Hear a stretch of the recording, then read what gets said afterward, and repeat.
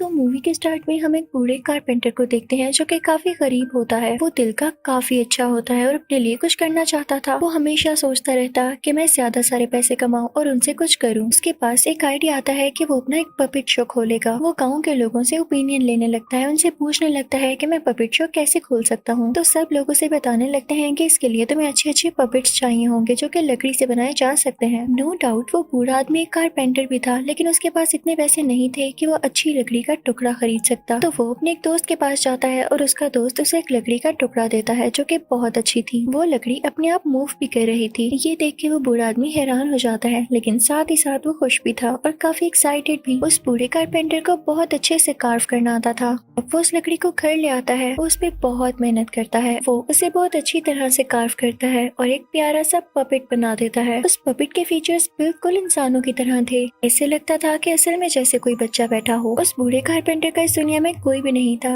Even उसके बच्चे भी नहीं थे। तो वो इस पपेट से अपने बच्चों की तरह बातें करने लगता है और इसे पिनोकियो का नाम देता है। वो उससे कहता है कि तुम मेरे पपेट नहीं बल्कि मेरे बच्चे हो, तो मुझे डैड कहो। वो तो सिर्फ उससे ऐसे ही बातें कर रहा था, लेकिन पिनोकियो असल में उसे डैड कह देता है। वो कारपेंटर बहुत ज्यादा खुश होता है क्योंकि उसने ये एक्सपेक्ट ही नहीं किया था। अब वो कारपेंटर पिनोकियो को पूरी तरह से तैयार कर लेता है और उसे चलना सिखाता है। वो उसे रेड कलर के कपड़े और कैप पहनाता है, लेकिन पिनोकियो भागते भागते इतना आगे निकल जाता है कि अपने फादर यानी उस कारपेंटर की बात ही नहीं सुनता। अब कुछ देर बाद पिनोकियो घर वापस आ जाता है तो वहाँ पर एक ग्रीन कलर का छोटा सा क्रिएचर होता है। वो पिनोकियो को समझाता है कि ये बहुत गलत बात है कि तुम अपने फादर की बात नहीं मान रहे, उन्होंने तुम्हें कितने प्यार से बनाया है। तो पिनोकियो उससे कहता है कि चुप कर जाओ, मैं थका हूँ, मुझे सोना है। अब सर्दी की वजह से पिनोकियो आग के पास एक कुर्सी रख लेता है और उस पर बैठ जाता है। पिनोकियो की आंख लग जाती है, लेकिन जब वो सोकर उठता है तो देखता है कि उसके लकड़ी के पाँव और टांगे जली हुई हैं। पिनोकियो कारपेंटर के पास जाता है और उससे रिक्वेस्ट करता है कि प्लीज मेरे पाँव वापस लगा दें, मुझे दोबारा से चलना है। तो पिनोकियो के फादर उससे कहते हैं कि एक शर्त पर, अगर तुम मेरी बात मानो और कल से स्कूल जाओ, मैं तुम्हारे लिए बुक्स भी लेकर आऊंगा। तो पिनोकियो उनसे प्रॉमिस कर लेता है। अब वो कारपेंटर पिनोकियो के पाँव दोबारा से ठीक कर देते हैं क्योंकि वो काफी गरीब थे और बुक्स नहीं ले सकते थे। तो वो अपने कपड़े बेच देते हैं और पिनोकियो के लिए बुक्स खरीदते हैं क्योंकि अगले दिन से पिनोकियो को स्कूल तो जाना था, इसीलिए कारपेंटर सारी तैयारियां कर चुके थे। अब अगला दिन आ जाता है और पिनोकियो अपने फादर के साथ स्कूल जाने लगता है, लेकिन रास्ते में उसे एक टेंट दिखाई देता है जिसके अंदर कोई पपेट शो हो रहा था। पिनोकियो का भी बहुत दिल चाहता है कि वो ये पपेट शो देखे, लेकिन कारपेंटर उससे कहते हैं कि देख लेना, लेकिन अभी तुम्हारे स्कूल का टाइम हो रहा है। लेकिन कारपेंटर जैसे उसे स्कूल छोड़कर जाते हैं तो वो वहाँ से बाहर आ जाता है। उसके पास जो अपनी बुक्स होती हैं वो उसे बेचकर पपेट शो का टिकट ले लेता है।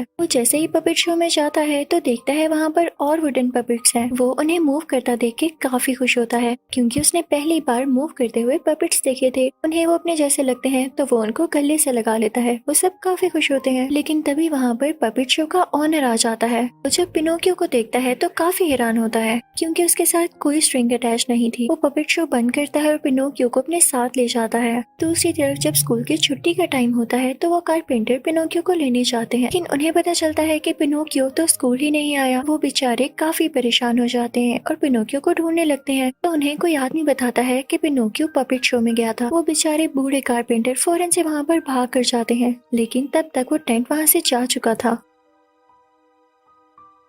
अब सीन शिफ्ट होता है उस पपेट शो के ऑनर की तरफ जो कि सब पपेट्स को आग के पास लेकर बैठा हुआ था। वो पिनोकियो को भी आग के पास करता है और उसे जलाने लगता है। तो पिनोकियो उससे रिक्वेस्ट करता है कि मुझे मत जलाएं। तो वो पिनोकियो से कहता है कि ठीक है, मैं तुम्हें नहीं जलाता, लेकिन तुम्हारे एक साथी पपेट को जला दूंगा, जो कि बेसिकली उसी का अपना पपेट था।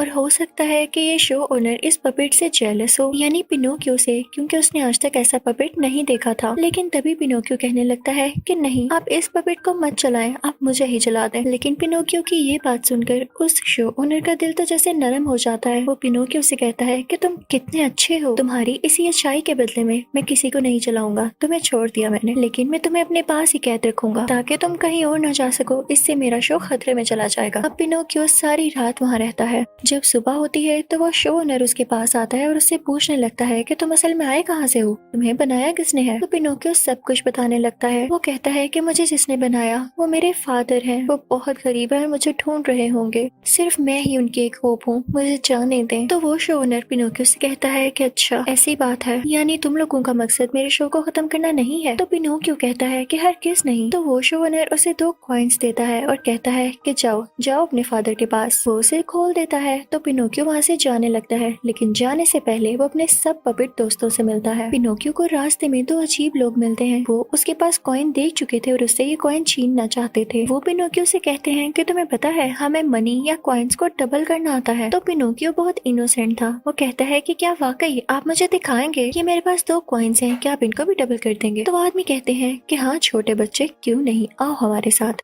वो पिनोकियो को अपने साथ एक होटल में ले जाते हैं, जहाँ पर वो पेट भर कर खाना खाते हैं। बहुत बुरे आदमी थे वो बिल भी नहीं पे करते और पिनोकियो से कहते हैं कि आज की रात तुम यहाँ ही सो जाओ, हम सुबह होते ही निकलेंगे और मैं तुम्हारे पैसे भी डबल कर दूंगा तब तक। पिनोकियो सो जाता है और जब वो सुबह उठता है तो वो दोनों अजीब आदमी उसके पैसे लेकर भाग चुके थे और इतना ज्यादा खाना भी खा चुके थे जिसका बिल पिनोकियो को देना पड़ता है, क्योंकि उसका एक गोल्डन कॉइन वो चोर ले गए। अब उसके पास सिर्फ एक गोल्डन कॉइन बचा था जिसे वो वेस्ट नहीं कर सकता था। वो चुपके से वहाँ से निकल आता है। रास्ते में उसे वही ग्रीन कलर का क्रिएचर मिलता है जो उसे समझाता है कि तुम ऐसे यहाँ नहीं फिरो, ये जंगल है, तुम्हें खतरा हो सकता है। हमारे पास जो कॉइन बचा है उसको फादर को दे दो और तुम खुद भी अपने फादर के पास जाओ जो कि तुम्हारी याद में इतना रो रहे हैं, तुम्हें मिस कर रहे हैं, तुम्हें जरा भी ख्याल नहीं है। तो पिनोकियो से कहता है कि तुम हो कौन, मुझे मत सिखाओ। और ये कह के वो दूसरी तरफ चल पड़ता है, लेकिन उस तरफ वही दोनों चोर आदमी बैठे होते हैं जिन्होंने व्हाइट कलर की बोरी पहन रखी होती है। उनकी भूख दोबारा से जागने लगती है तो वो पिनोकियो से पैसे छीनने की दोबारा कोशिश करते हैं। वो पिनोकियो के पीछे पड़ चुके थे और पिनोकियो भी भागता भागता एक हॉन्टेड हाउस की तरफ आ गया था जो कि बहुत खौफनाक लग रहा था। पिनोकियो अंदर जाने लगता है तो तभी उसे ऊपर से एक लड़की दिखाई देती है। वो कहती है कि सॉरी, मैं दरवाजा नहीं खोल सकती। अब वो दोनों अजीब आदमी पिनोकियो को अपने साथ पकड़ कर ले जाते हैं। उन दोनों ने पिनोकियो को दरख्त के साथ लटका दिया था जैसे उसे मरने के लिए हैंग कर दिया गया हो, लेकिन इसी दौरान ही वो दोनों आदमी सो जाते हैं। पिनोकियो भी बेचारा अब अपनी सेंसेस में नहीं था, लेकिन तभी वहाँ पर व्हाइट कपड़े पहने कोई आता है और पिनोकियो को बचाकर अपने साथ उसी हॉन्टेड हाउस में ले जाता है, उसी घर में जहाँ पिनोकियो पहुंचा था। जब घर के अंदर जाता है तो उसी लड़की को देखता है जो कि इनफैक्ट एक फेरी होती है। वो पिनोकियो को ठीक करती है। वो उससे उसके बारे में पूछने लगती है कि क्या तुम स्कूल जाते हो?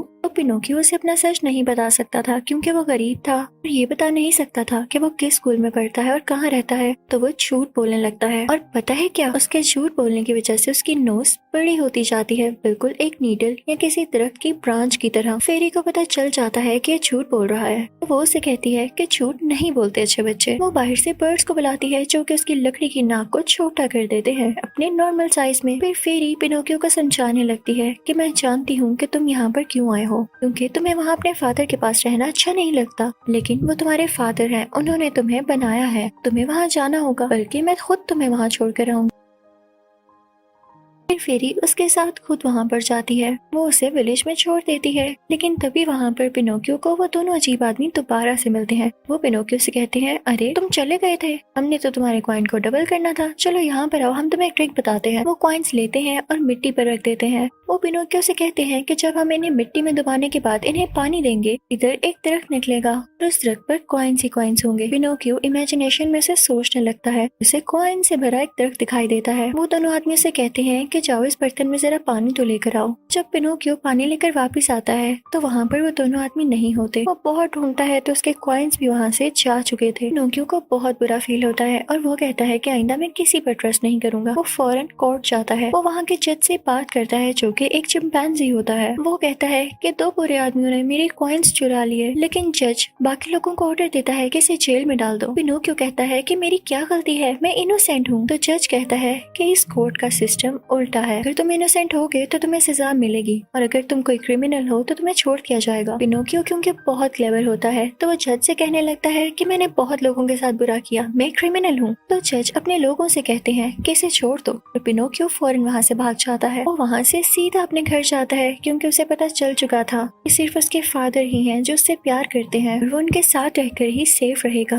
लेकिन जब वो अपने घर पहुँचता है तो वहाँ पर उसको अपने फादर नहीं मिलते। वहाँ पर एक आदमी आकर पिनोकियो को बताता है कि तुम्हारे फादर तो कब के यहाँ से जा चुके हैं, वो तुम्हें ढूंढने के लिए पता नहीं कहाँ कहाँ गए, अब वो समंदर के उस पार गए हैं। पिनोकियो भी फौरन से समंदर की तरफ जाता है और उसमें जंप लगा देता है कि शायद वो भी उस तरफ पहुंच जाए, लेकिन उससे स्विम नहीं किया जाता। वो पानी में बहता बहता पानी के दूसरी तरफ आ जाता है, क्योंकि लकड़ी तो पानी में डूबती ही नहीं। लेकिन तभी हम किसी को देखते हैं जो उसको बचा कर लेकर जा रहा होता है। जब पिनोकियो को होश आता है तो उसके सामने वही फेरी होती है जिसने उसे पहले भी बचाया, जो कि हॉन्टेड हाउस में रहती थी। वो फेरी को देख के काफी हैरान हो जाता है, क्योंकि फेरी अब बड़ी हो चुकी थी। वो फेरी से कहता है कि क्या मैं भी बड़ा हो सकता हूँ? तो फेरी उसे बताती है कि नहीं, सिर्फ इंसान बड़े होते हैं, पपेट्स बड़े नहीं होते, बल्कि वो टाइम के साथ साथ डिस्ट्रॉय हो जाते हैं और खराब होने लगते हैं। ये सुन के पिनोकियो काफी उदास हो जाता है। तो फेरी उसे कहती है कि उदास नहीं हो, जिस दिन मैंने ये देख लिया कि तुम अच्छे बन गए हो, तुम स्टडी भी करने लग गए हो, तो मैं तुम्हें इंसान बना दूंगी, एक क्यूट सा बच्चा जो कि बड़ा भी होगा। पिनोकियो ये सुन के काफी एक्साइटेड हो जाता है और फेरी के कहने पर स्कूल जाने लगता है। वहाँ पर उसे काफी अच्छा लग रहा होता है, क्योंकि वो पहली बार स्कूल आया था। वहाँ पर उसका एक दोस्त भी बन जाता है, लेकिन वो लड़का पिनोकियो को शरारतों में लगा देता है।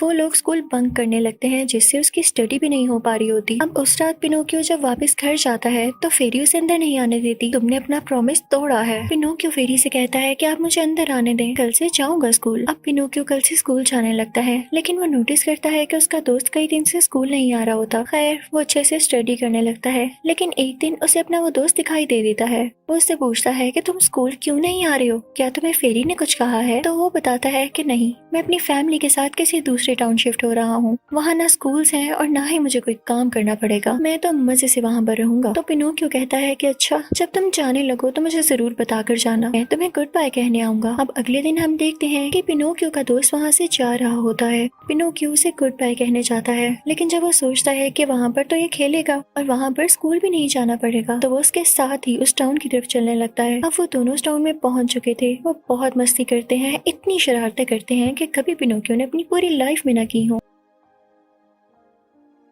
लेकिन एक दिन वो लोग देखते हैं कि उनके कानों की जगह डंकी ईयर्स हैं। वो काफी डर जाते हैं और देखते ही देखते उनकी पूरी बॉडी डंकी में बदल जाती है। वो पूरी तरह से डंकी बन चुके थे। जल्दी उन्हें पता चलता है कि जो इस टाउन को बनाने वाला आदमी है वो बहुत बुरा है। वो यहाँ बच्चों को लालच देकर लाता है और फिर उन्हें डंकी में बदल देता है। वो उनसे बहुत काम लेता है या उन्हें किसी सर्कस या किसी शो में बेच देता है। इसी तरह उसने पिनोकियो को भी एक सर्कस में बेच दिया था, जहाँ का ओनर उसे काफी ज्यादा शो करवाता है। पिनोकियो ऐसे शो करके थक चुका था। अब एक दिन इसी तरह एक शो में फेरी भी आती है। जब वो देखती है कि पिनोकियो की ऐसी हालत है तो उसकी आंखों में आंसू आ जाते हैं। उसे दुख भी हो रहा होता है कि पिनोकियो ने आज तक किसी की बात नहीं सुनी। उसके साथ ऐसा होना ही था। अब हम उस सर्कस के ओनर को देखते हैं, जो कि पिनोकियो यानी उस डोंकी को पानी में फेंकने आया था, क्योंकि उसके स्किन यूज करके बेचकर पैसे कमाना चाहता था। वो उसको पानी में धक्का दे देता है, लेकिन पिनोकियो पानी के नीचे जाते ही दोबारा से पपेट में बदल जाता है। पानी में बबल्स बनने लगते हैं। पिनोकियो फौरन वहाँ से भाग जाता है, लेकिन पानी में ही एक मॉन्स्टर फिश उसे खा जाती है।